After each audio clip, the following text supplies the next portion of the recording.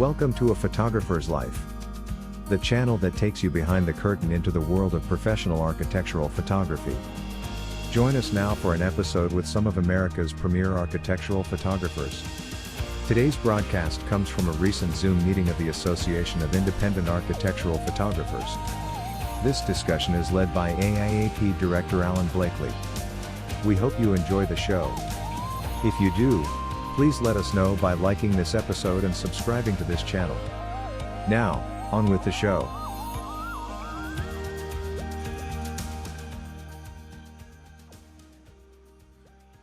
So I'd like to welcome everybody to this AIAP discussion. We're going to talk about AI as related to architectural, real estate, aerial photography, all the things that we do, and how artificial intelligence may be impacting us. We've had some questions and some comments that I've received privately that led me to think this was a good discussion to have at this time. So I hope that we can have some input that will be useful and some people that will join us possibly later who had some personal experience that they wanted to share. So maybe we'll get them on board here in just a minute. But first, just wanted to welcome everybody and let's kick this off. I personally have not had any direct experience where AI has affected my business, where my images have been harvested. And the members that have contacted me to this point have said that their images have been harvested and used primarily for virtual staging applications. So they're seeing elements of their images in staged properties on like an MLS and things like that. Yeah, that makes perfect sense to me because all those great elements are just sitting there. And, maybe there's somebody in India or Bangladesh or someplace like that who's harvesting all these different elements. I personally, I haven't had anything identified. I use Pixie, and I don't know if Pixie is actually equipped to identify those kinds of things either, unless it's an image match. I don't know that they'd even find it. Well, that was my question. How do you detect elements of an image? Again, if Pixie is that sophisticated to do it, I can see it, but that's a tough one because, a lamp is a lamp. And how do you know it's your lamp? Well, I'll interject something real quick. And this actually came up. I'm also working with Pixie. In a match that did pop for me, it was the same wallpaper. So I had taken a photograph of a bedroom and it may not have even been the exact wallpaper, but it was close enough. And then there was a vignette, completely different composition, different focal length, it was a different picture altogether, same wallpaper or close enough. And that came up via Pixie as a match. So I'm not sure what their algorithm is, how it uses artificial intelligence to determine what is a match and what isn't. It clearly isn't just geometric forms. It's patterns and things like that. But no, that's the closest thing that I could share. That it wasn't my picture, but it was a similar design element used. Yeah, I actually, now that you mention that, I have had the same thing happen with Pixie where there's been something that's been a similar design. And in my case, primarily, it's usually a tile pattern. There's a couple of shots I've got which have a very distinctive tile pattern. It's a classic ceramic tile, black and white, the old 1920s kind of thing. And that will come up and match. And also a black and white checkerboard floor that's got some perspective to it. I've got a couple shots like that. And so there's similar things that come up fairly frequently that are not mine, not even close to being mine, but they will show up because the pattern is matching on that. So are any of you familiar with how architects are now using the AI? Do you want to hear a little bit? I'm an architect also. Yeah, tell us about that, because I don't really know, and I think it'd be interesting to hear it from an architect's perspective. Well, you can actually, first of all, there's some very cheap software programs that, they do it, but they don't do it real well. And then there's real expensive and very difficult to learn how to use software programs. But on average, what you do is you just talk into a microphone and say, I'm going to do a 10,000 square foot office building. I want it to be a little bit contemporary, but I also want some rustic materials on the outside. And it should be 3 stories and no longer than 110 feet long. That's all you got to do. And boom, AIA goes crazy and they find 10 images that fit that. Now that's where one of our images might show up. Okay. But the architect doesn't do anything with that yet. Then they say, oh, you look at those images and, well, I really like image number 4 and image number 7. And I'd like to see those in rusty colors instead of those contemporary colors. It goes and finds 10 more pictures for you that are closer to what you just asked for. And you keep doing that. And in a half hour of talking to the AI, you end up with a rendering of a building that's crazy, that would take me as an architect, take me 4 days to draw sketches and ideas, and then finally come up with something close to what I just got in an hour or a half hour to show the client. So our pictures of our beautiful buildings are probably in those, swirl of 10 photos, but then no one's really using that photo. They're using that idea to mix in with lots of other photos. And in the end, what I don't know is if the picture that you get in the end is actually a photograph. I don't think it is. I think it's an actual mixture of all the photographs that you told it that you wanted, I think. I don't know technically what happens to those images as they keep swirling around and keep getting closer and closer to what you want. And you don't get a photo at the end, you get a rendering at the end. It's a limited resolution rendering, because I've played around with just out of kind of a morbid curiosity, Mid-Journey, which is more of a jack of all trades image creation prompt software. I'm not sure if any of you guys have played with it. I played with it a little bit, and you can do some pretty marvelous cinematic looking images. And I'm not sure if you guys have played with Mid-Journey. It's quite impressive, if not diabolical, in terms of how it works. And I've I mean, it's pretty shocking, but the point is, I'll get to the end of this, and that is, it only gives you whatever the dimensions are, roughly 1,000 pixels, if not less. I actually think it's less than that, as a final output. Of course, you can always upsample and things like that if you really wanted something more higher resolution. It's similar technology, I'm imagining, to what Adobe's using with their generative AI. And so again, I've only played with it for fun and creating like little movie stills, stuff that relates to my wife's storytelling. I have not implemented any of that image making, and we can, I hope, at some point talk about how creatives are using this in lieu of or in combination with photography. But I really have not, nor will I hope anytime soon, try to sell or license any images, quote unquote, that I make, quote unquote, via AI or via Mid-Journey. But I'll tell you briefly, one of my clients, who I've shot for 25 years, he's probably my longest, or one of my 2 longest standing clients. And he hasn't been that prolific over the years.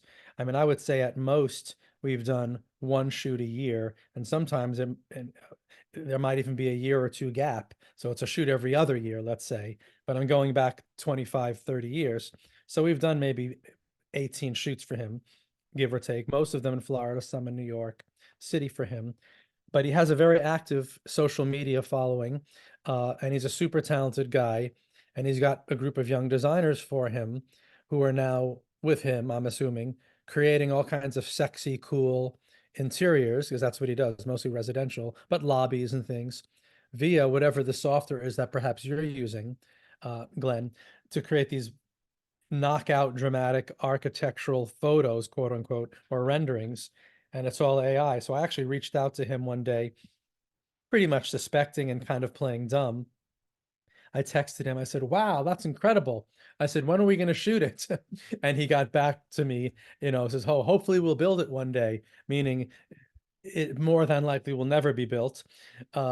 and will more than likely will never need to be photographed. But he's now using these tools to create social media content, and everything looks like him. Interestingly enough, it has his use of materials, his marbles that he likes to use. He's playing with scale. He has dark and light, which again he uses in some of the photographs that I've done for him over the years. So my last conversation with him was, and he pretty much came out and said, "Oh no, it's all nonsense. It's all an illusion. Don't worry. When we have a real shoot, we're gonna get, we'll get together again." But it does speak to the state of the industry from our perspective a little bit, in that, will interior designers be okay with just not, or architects, producing these graphics that aren't from something based in reality? There's a couple people I follow on social media and that do interiors, and that's all they do is artificial intelligence create, assisted interiors. They're amazing, and they're photographic, and so I don't know where the source material comes from, but the one person who I can't remember the name offhand, but they do restaurant interiors primarily, the design work, and I think she's out of Hong Kong, but it's stunning stuff. It's really amazing. I don't know why, even if it were photographed after it was built, it would never look that good. So I that makes me wonder about, the potential for compromising our business and the photography that we may do. Glenn, I just want to ask you, the software names. Do you know the names of some of these software? The things I just told you was a 2-hour demonstration I saw done at the American Institute of Architects by an architect that's using this all the time. And he showed all the different, he's with a real big company, RS&H, and they showed all the different kind of softwares that they're using. And one thing he did explain is just like AI going out on the web and finding phrases and words and paragraphs and things about what you're trying to tell, all the AI on these programs, they're just looking at every picture that possibly exists in the world and trying to find images that fit the description you give it, the verbal description you give it. And you can, besides verbal description, you can also type in everything that I was saying. You can just type that in and the images just fly back at you in seconds. Like usually it takes about 30 seconds for it to go find 10 pictures that fit the bill. And then each time you narrow it down, it takes another 30 seconds or a minute. But they're just out there searching all of our beautiful photos that are out there. They're searching all those, but they're also searching every other picture in the world to find what you described. So they don't have onboard source material. They're just looking online. Oh yeah, there's no like a place where the AI company or the software company is keeping images. They're looking at every image in the world that they can find. And I would think that their favorite target would be architectural photographers. Yeah. I know they're searching our websites like crazy. I know that some of the other, AI type things like Adobe, they claim that everything is licensed, that they're using.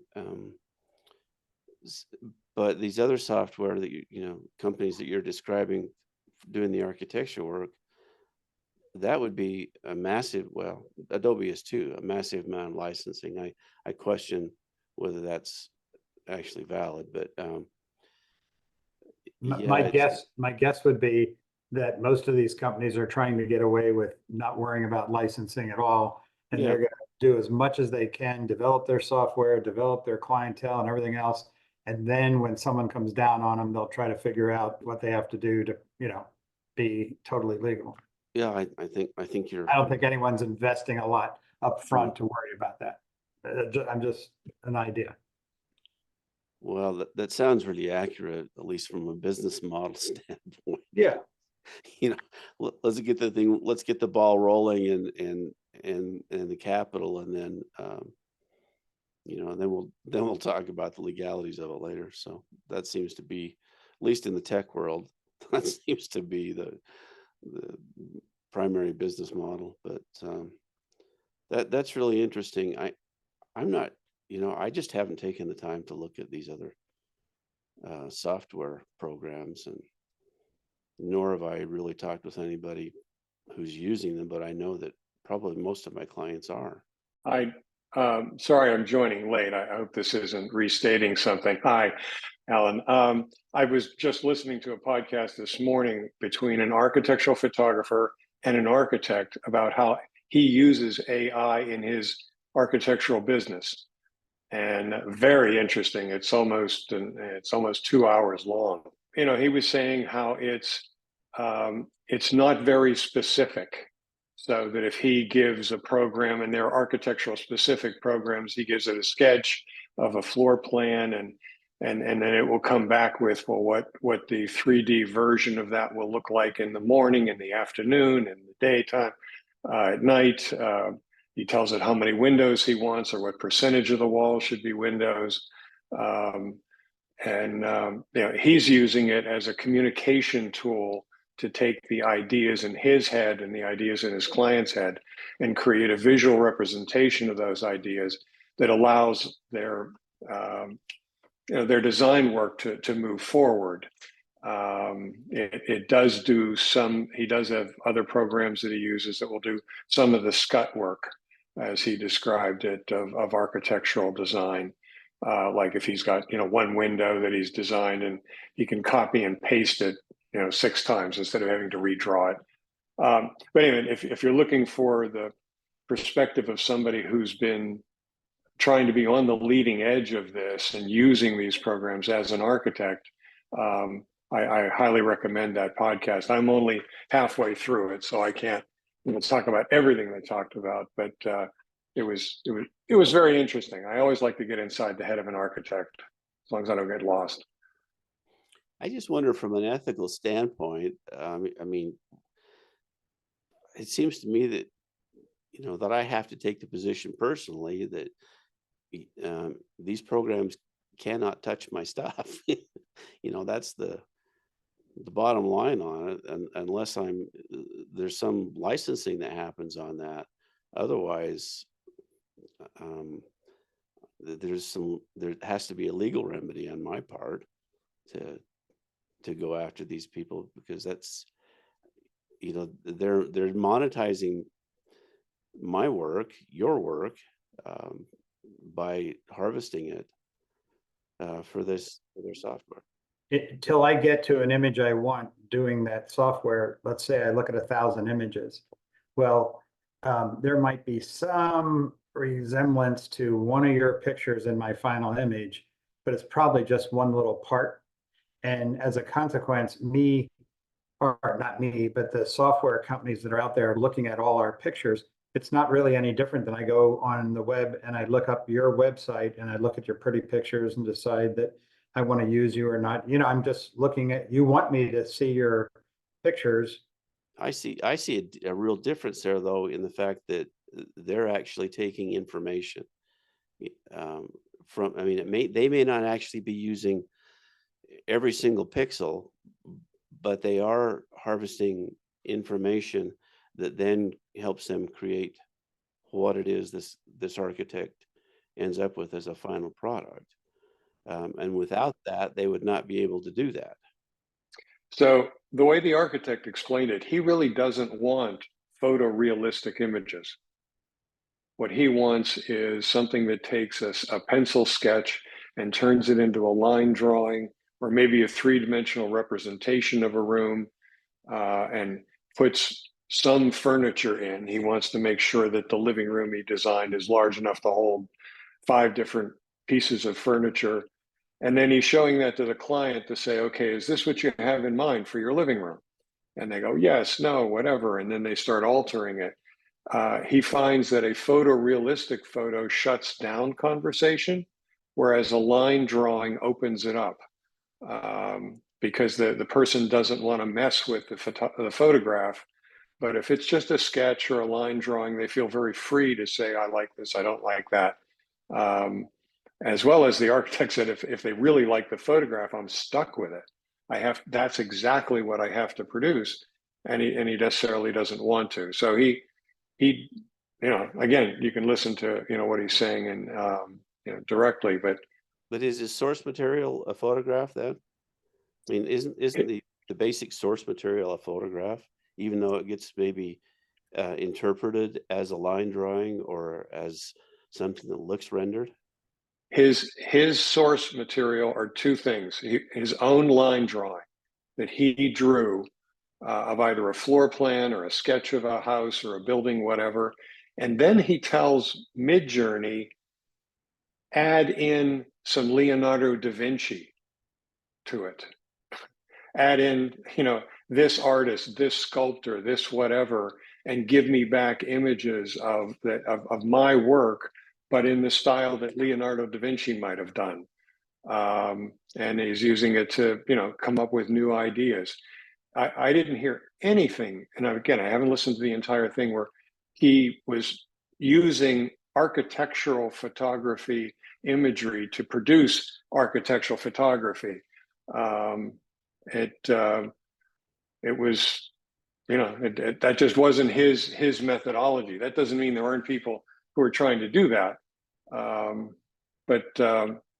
No, he's using his own source material, and then clearly public domain, Leonardo da Vinci sculptures. Yeah, there's got to be input in somewhere, outside input, in order to have that information available and be able to render something that, that says whatever style you just described. I still find the whole process very troubling. Yeah, it's very perplexing. Yeah, I'm with you, Alan, actually. I mean, this is a very broad, very, very broad topic. I actually didn't think we were going to be speaking on this portion of it. I thought today's roundtable, if you will, was going to be more related to, and perhaps it will be at some point before the hour is up, are photographers in danger of losing photo shoots? Will photography become meaningless? I mean, that's a different conversation, but what you're talking about, and I'll give you my opinion on it, and I agree with you, Alan, is this is definitely, to me, opinion, infringement. The question is, to what end? And is it a commercial infringement? So what Jack is saying is this architect is kind of feigning innocence, if you will, by saying, well, listen, number one, we're not publishing these pictures or portions thereof that we're taking from, unbeknownst photographers. We're not publishing them. And in fact, we're distilling them down to some kind of drawing. So how bad really is that? And I suppose if it's an infringement that nobody knows about, primarily the photographer, if we don't know about it, then I guess is not much for us to say. But if we do know about it, and if it is, if there's likeness enough to draw scrutiny, I think it probably, and probably David Deal, the attorney, can speak about this much smarter than I can. There probably is recourse for any image creator to feel like their rights have been infringed upon. I mean, I know this simplistically. Let's say I'm looking through images online and I see somebody's taken one of my photographs and put it on a television within one of their pictures. Now, that's not exactly what Jack is saying, obviously, but it's sort of similar. Or somebody zoomed in and took a portion of one of my images and dropped it onto a TV. So it wasn't even the entire image. Or again, more diabolically, because that's how I tend to think of AI with regards to photography. I think it's more than likely going to borrow practical and maybe even very, very subtle elements from our pictures and immerse them into another image altogether. So it's not as concrete as putting it in a television frame. It's perhaps changing the sky, or putting an arch that was in one of your images into the background of a completely different computer generated image. I think there's the conversation we can have is at what point is it infringement? I think it is infringement. But if we're being damaged by it, that's maybe a different conversation. But I get what you're saying, Jack, and I know you came in a little bit late. I said one of my designers isn't necessarily doing that overtly to me. Lord knows where he's getting his images via Midjourney or something else. But his whole social media campaign over the past, whatever it's been, a year or two, is made up of beautiful, stylistic, AI created images in lieu of photography, because none of these places have been built yet. So I think, and I will listen to the podcast because I mean, it's definitely, look, I don't want to be that naive. It's a tool, and tools need to be used within the context of what we do.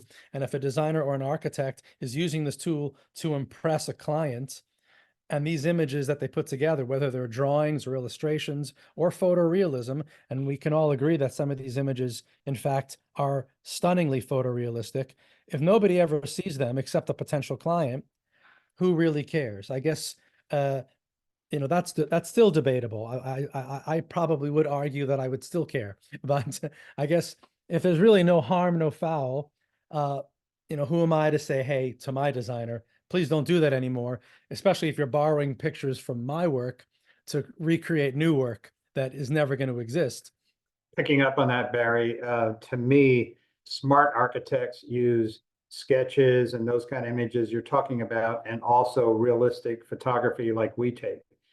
The realistic photography we take shows that you can design and complete a fantastic building. And when it's up and in the public realm, it looks beautiful. And that's what you want from me as an architect. But all the other stuff that's sketchy and, more like renderings and stuff, that's how you prove that you are a designer. Well, I think just a typical client looks at a beautiful building and they have no idea the imagination, the sketches and the design and everything that went through to get there. Yeah, I'll push back just because I think you can tell which side of the conversation and debate I tend to be on.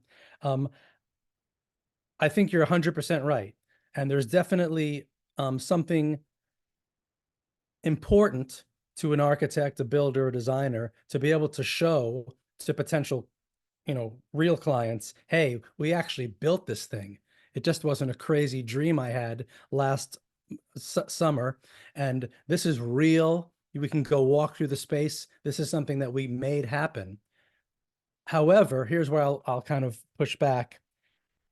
I don't necessarily think if you're relying upon these tools, and lots of people are, and again, to what degree is debatable. I think for the most part, from again, very blanketly said, I think it destroys the creative process.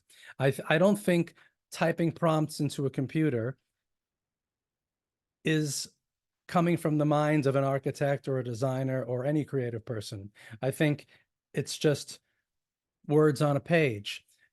And it's not design, it's not architecture, and not that you have to, go out. Listen, I love, and you guys, Alan knows me, I embrace modern technology perhaps more than the next photographer. But this, in the context of this conversation, right? I'm not giving up Photoshop anytime soon, but nor are any of us. But there's a difference between what we do with our tools and what an algorithm does with the same tools. And that's the distinction. And that's what is most perplexing to me as somebody who's a creative in the industry. And we all rely upon these tools to do mundane to sometimes creative things for us. I just think it becomes very dangerous when we give too much of that creative control to an algorithm. I think that's a good jumping off point, Barry, for what we were, the second part of the conversation that you alluded to that I think we should have, and that's about using AI in place of architectural photography, or ourselves using AI to enhance the architectural photography that we do.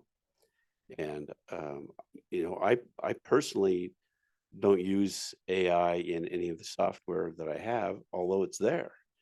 I think there's a pretty clear distinction between tool assisted AI and image harvested AI, and which is kind of what we were talking about previously.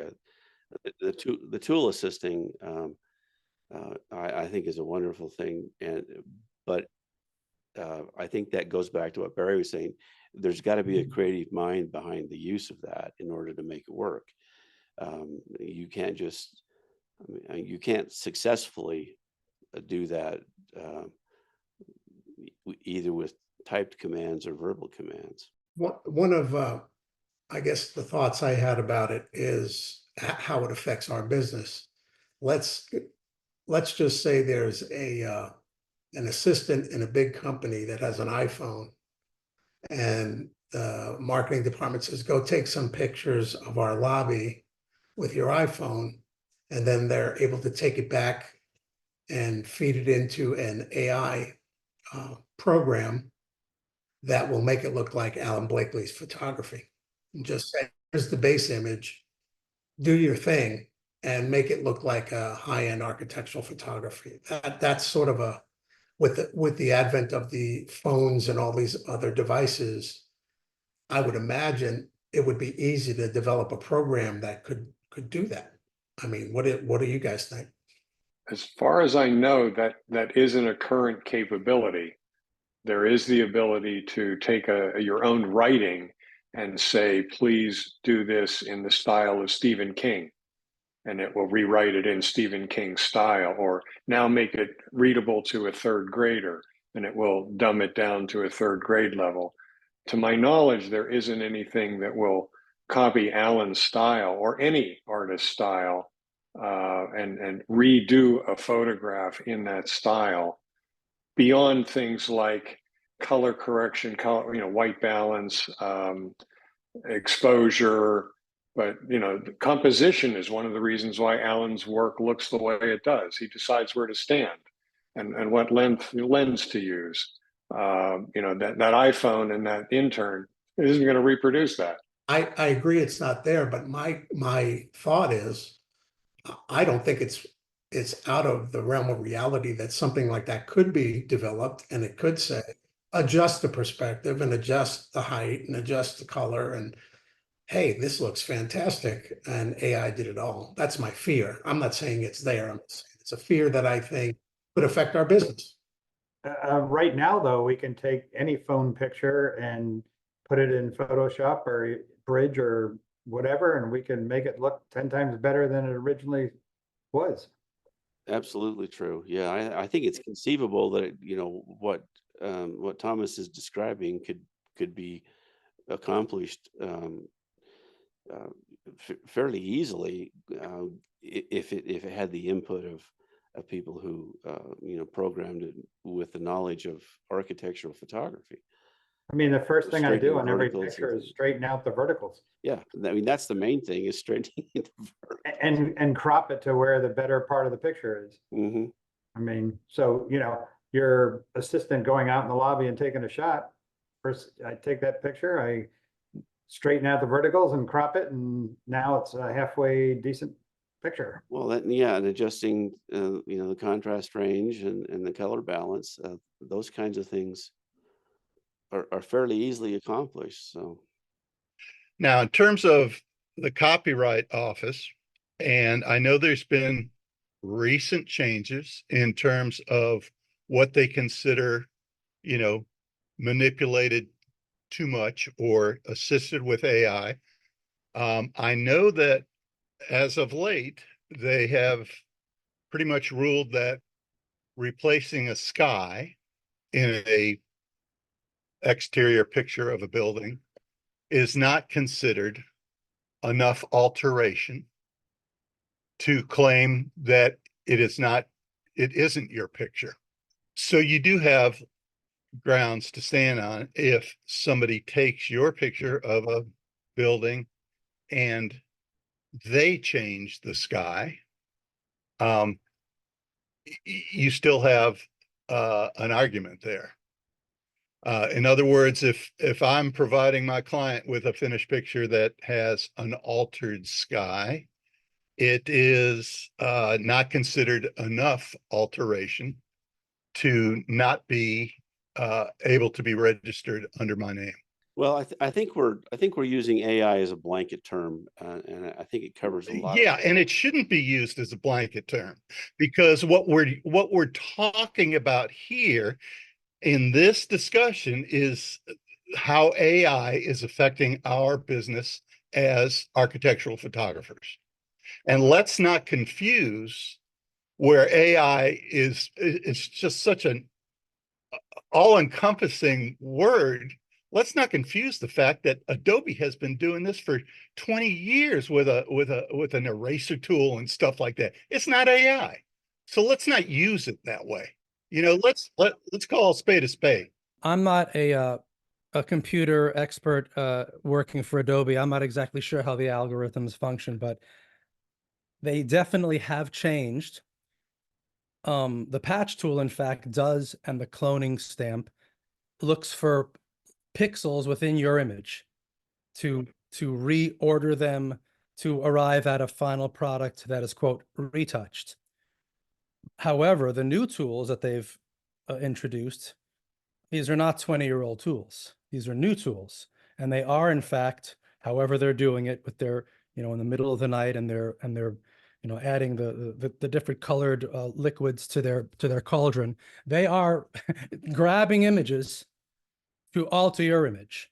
Now, I don't even want to have the conversation as to how they're doing it, because I'm not qualified to have that conversation. But it is interesting, and I'll just interject one other thing. Most of what we're talking about is post-production, right? So I forget who talked about, Alan shoots this way, Alan wants it, but then we get back to the computer and we crop it, we fix the keystone, and then my assistant may do this. Yeah, but Alan was still on location shooting. So the conversation we're having right now is about, to what extent should we, or is it okay to, and maybe it's all okay, should we rely upon computer AI? And it's not the same as what you're talking about, Brian. It's far more, it's far better, and it's not just moving pixels around. And I frankly think that it's essential, if you're retouching, to be able to use all of Photoshop's tools as it pertains to retouching a picture. And I don't want to be a hypocrite, because I rely upon them also. But we're talking about post-production, so it's a different conversation. If you want to say what's too much reliance upon the computer when it comes to post-production, that's a different conversation than, do we need cameras anymore, right? So that's a bigger, deeper conversation. But just to talk about the retouching aspect of it, I'll just say one last thing, and I'll give the floor back to you guys.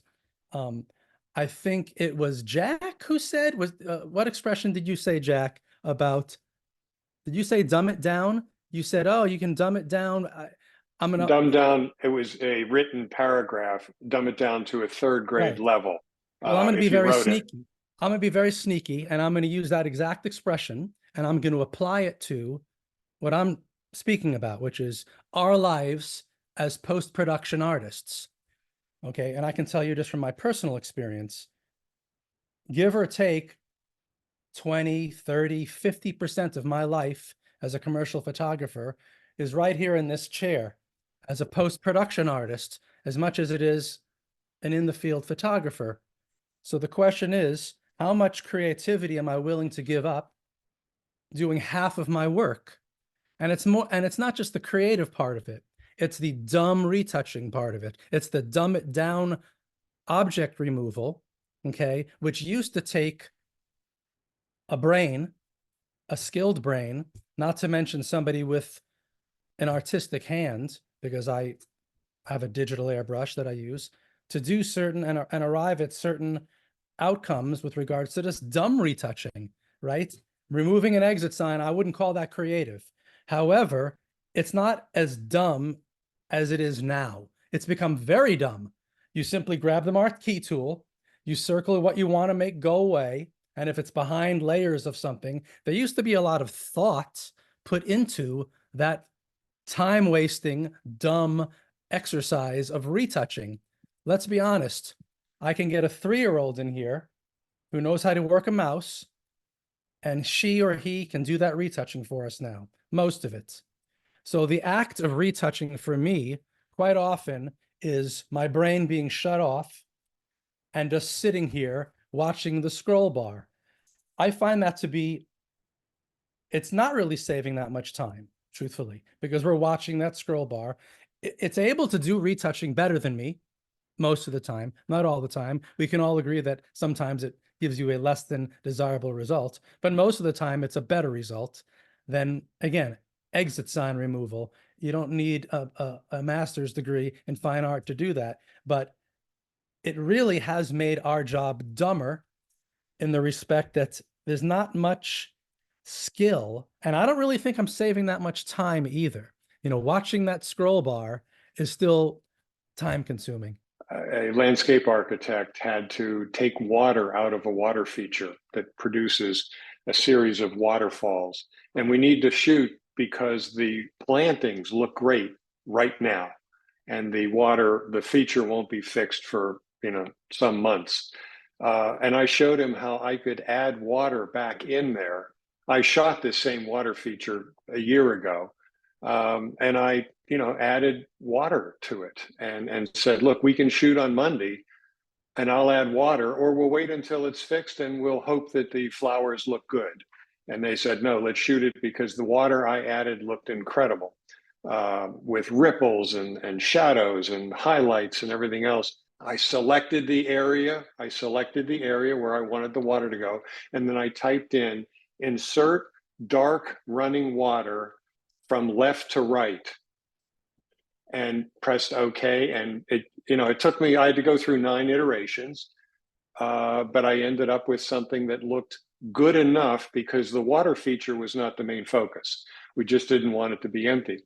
Interestingly enough, about 2 years ago or so, before this was really has become what it is today, I was faced with a similar dilemma. I shot a lobby. In fact, I just recently shared this image on my social media from about 2 years ago or so. It was a lobby shot, pretty big, that had basically an open pool in the lobby, if you will.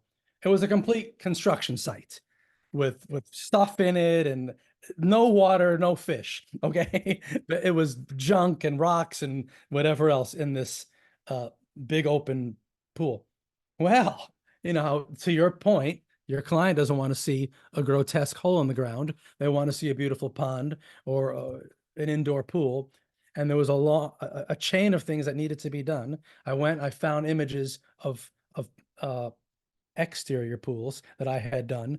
And basically, in a more complex version of copying and pasting, I basically brought water from one of my images in, and then the rest. The same thing you had to do, except therein lies the difference, right? Are we typing in to seek out to grab images that we really didn't make to help make our pictures better? And yes, we all do that to a certain degree, even if it's the exit sign, right?